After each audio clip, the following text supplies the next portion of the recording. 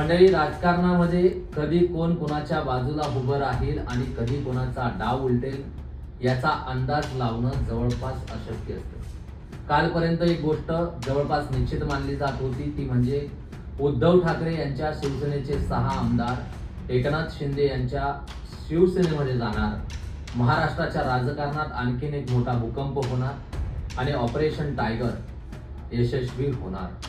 परंतु एका माणसाच्या एका वाक्यानं हे संपूर्ण गणितच कोलमडून पडलं आणि तो माणूस म्हणजे धाराशिवचे खासदार ओमराजे निंबाळकर। आणि ते वाक्य होतं, माझा शिंदे यांच्या शिवसेनेमध्ये जाण्याचा निर्णय अद्याप झालेला नाही।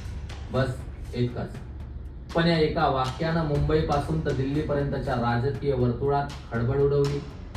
कारण हा फक्त एका खासदाराचा निर्णय नाही, तर ठाकरे गटातील संभाव्य बंडखोर खासदारांच्या भविष्याचा प्रश्न आहे। जर ओमराजे मागं फिरले तर इतर 5 खासदारांचा संपूर्ण राजकीय खेळच हा संपुष्टात येऊ शकतो। आणि तो नेमका कसा? आणि ओमराजे निंबाळकर सध्या इतका मोठ्या राजकीय कोंडीत का अडकले आहेत, हेच आपण आपल्या आजच्या व्हिडिओमध्ये जाणून घेणार आहोत। तर नमस्कार, मी कल्पेश आणि तुम्ही पाहत आहात द मराठी डिकोड। सुरुवात करूया त्या निकालापासून ज्याची धाराशिवसह संपूर्ण महाराष्ट्राला 2 दशकांपासून प्रतीक्षा होती। ओमराजे निंबाळकर यांचे वडील पवनराजे निंबाळकर यांच्या हत्येप्रकरणी तब्बल 20 वर्षानंतर न्यायालयानं निकाल दिला।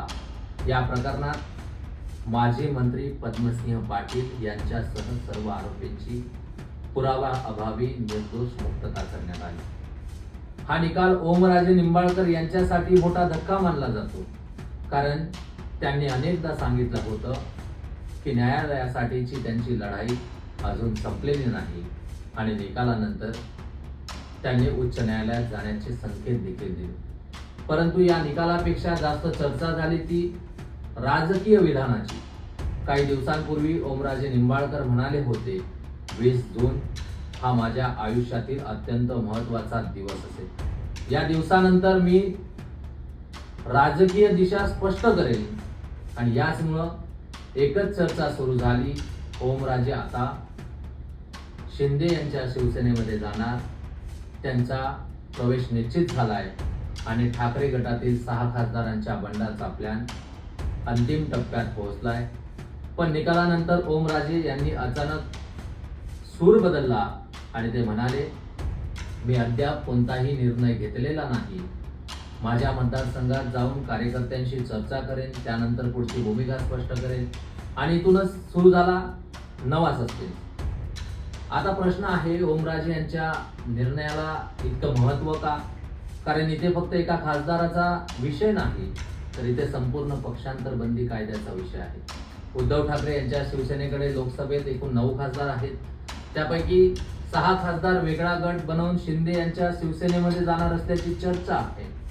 या 6 खासदारांमध्ये ओमराजे निंबाळकर यांचा देखील समावेश आहे। मात्र पक्षांतर बंदी कायदा सांगतो की एखाद्या पक्षातील लोकप्रतिनिधींना अपात्रता जर का टाळायची असेल तर त्या पक्षाच्या किमान 2/3 सदस्यांनी एकत्रितपणे गट तयार करणं आवश्यक असतं। आता गणित बघा, एकूण खासदार आहेत 9, त्यांचे 2/3 होतात 6, म्हणजे सुरक्षितपणे बंड करायचं असेल तर 6 खासदारांची संख्या ही आवश्यक आहे। परंतु जर का ओमराजे निंबाळकर यांनी शेवटच्या क्षणी माघार घेतली तर ही संख्या 6 वरून थेट 5 वरती येईल आणि तिथे संपूर्ण खेळ बिघडेल। कारण 5 हा आकडा 2/3 होत नाही, मग पक्षांतर बंदी कायदा लागू होऊ शकतो आणि उरलेल्या 6 खासदारांवरती अपात्रतेची टांगती तलवार येऊ शकते। म्हणूनच आज महाराष्ट्राच्या राजकारणात सर्वात महत्त्वाचा नेता जर का कोण असेल तर तो ओमराजे निंबाळकर ठरत आहे। परंतु ओमराजेंची स्थिती काही सोपी नाहीये। हे एका विचित्र राजकीय वळणावरती उभे आहेत। एका बाजूला एकनाथ शिंदे यांची शिवसेना, तर दुसऱ्या बाजूला उद्धव ठाकरे यांची शिवसेना आणि मध्ये उभे आहेत ते स्वतः ओमराजे निंबाळकर। धाराशिव जिल्ह्याचं राजकारण जर का समजून घेतलं तर त्यांची अडचण अधिक स्पष्ट होते, कारण इथे केवळ पक्षीय राजकारण नाही तर कौटुंबिक आणि वैयक्तिक राजकीय संघर्षाचाही या ठिकाणी मोठा इतिहास आहे. पवनराजे निंबाळकर आणि पद्मसिंह पाटील या दोन कुटुंबातील संघर्ष महाराष्ट्राला नवीन नाही. आज पद्मसिंह पाटील यांचे पुत्र राणा जगजितसिंह पाटील भाजपचे आमदार आहेत आणि भाजप हा महायुतीचा भाग आहे. जर ओमराजे एकनाथ शिंदे यांच्या शिवसेनेमध्ये गेले तर त्यांना प्रत्यक्ष किंवा अप्रत्यक्षपणे याच राजकीय समीकरणामध्ये काम करावं लागेल, ज्यामुळे त्यांच्या स्थानिक कार्यकर्त्यांमध्ये नाराजी निर्माण होऊ शकते. दुसरीकडे जर त्यांना पुन्हा उद्धव ठाकरे यांच्या सोबत जायचं असेल तर त्यांनाही अनेक प्रश्नांची उत्तरं द्यावं लागतील, कारण गेल्या काही दिवसात त्यांनी पक्ष शिस्त मोडली आहे, पक्षाच्या बैठकींकडे पाठ फिरवली आहे आणि एका मुलाखतीत आदित्य ठाकरे यांच्या नेतृत्वावरही प्रश्नचिन्ह उपस्थित केलंय असं माध्यमांमध्ये देखील येत आहे. म्हणूनच परतीचे रस्तेही तितके सोपे राहिलेले नाहीत आणि म्हणूनच ओमराजे निंबाळकर यांचा प्रत्येक शब्द, प्रत्येक हालचाल आणि प्रत्येक बैठक आज महाराष्ट्राच्या राजकारणाचा चर्चेचा विषय बनले आहे. राजकीय जाणकारांच्या मते जर ओमराजे यांनी शिंदे गटात जाण्यास नकार दिला तर ऑपरेशन टायगरला मोठा धक्का बसू शकतो, तर ठाकरे गटाला कमकुवत करण्याचा प्रयत्नही अर्धवट राहू शकतो आणि उद्धव ठाकरे यांना राजकीय पुनरागमनाची मोठी संधी मिळू शकते. तर मंडळी, कधी कधी राजकारणात संपूर्ण सत्तेची समीकरणं एका व्यक्तीच्या निर्णयावरती अवलंबून असतात. आज महाराष्ट्रात ती व्यक्ती आहे ओमराजे निंबाळकर. त्यांनी कोणता निर्णय घेतला तर एका बाजूला शिंदे यांचं ऑपरेशन टायगर यशस्वी होऊ शकतं आणि जर का त्यांनी माघार घेतली तर 5 खासदारांचं बंड कायदेशीररित्या संकटात सापडू शकतं.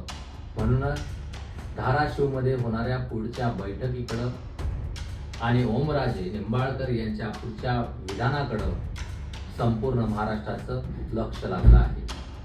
कारण हा निर्णय फक्त एका खासदाराचा नसेल तर महाराष्ट्राच्या राजकारणातील पुढची दिशा ठरवणार आहे. तुम्हाला काय वाटतं? ओमराजे निंबाळकर शेवटी कोणता निर्णय घेतील? ते उद्धव ठाकरे यांच्या सोबत राहतील की एकनाथ शिंदे यांच्या शिवसेनेमध्ये प्रवेश करतील? तुमचं मत कमेंटमध्ये नक्की सांगा आणि जर का आपला व्हिडिओ आवडला असेल तर लाईक करा, शेअर करा आणि द मराठी रिपोर्ट या चॅनलला सबस्क्राईब करायला विसरू नका.